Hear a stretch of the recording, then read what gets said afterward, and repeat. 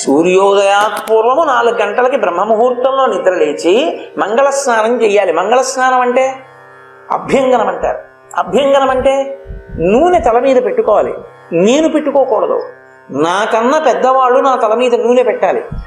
ఒక్క కారణానికి అనుమతిస్తారు. ఇంట్లో తల్లి తండ్రి అత్త మామ ఎవరు లేకపోతే అది పెద్దరికం అన్న మాటకు అర్థం ఏమిటంటే పిల్లలు తమ తల మీద నూనె తాము పెట్టుకోవలసిన దుర్గతి కలగకూడదు. అత్త మామ తల్లి తండ్రి బతికుండగా అది పెద్దరికం. వాళ్ళు పెట్టాలి. ప్రతి మంగళతిథుల యందు కూడా నీటి యందు గంగ ప్రవేశిస్తుంది. శ్రీచక్రం టీవీ. తైలే లక్ష్మి జలే గంగా, జలముల యందు గంగా, తైలమునందు లక్ష్మి ప్రవేశిస్తారు. అందుకని ఆ లక్ష్మి మూర్ధన్య స్థానమునకు తగలాలి. అందుకని నూనె పెట్టుకుని తలమించి స్నానం చెయ్యాలి. తలమించి స్నానం చేసి ఉంటే కొత్త బట్టలు కట్టుకోవచ్చు. ఈశ్వరుని యొక్క ఆరాధనము సూర్యోదయాపూర్వం పూర్తి చేసేసి మొదట ఆయనకి నైవేద్యం పెట్టాలి.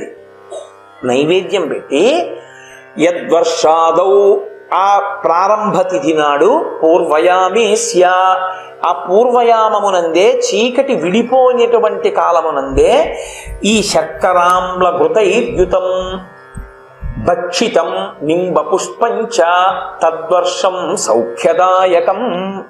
ఎవరైతే వేప పువ్వుతో కూడిన ఆ పదార్థాన్ని పుచ్చుకుంటున్నాడో వాడికి ఆ సంవత్సరము సుఖాన్ని ఇస్తుంది.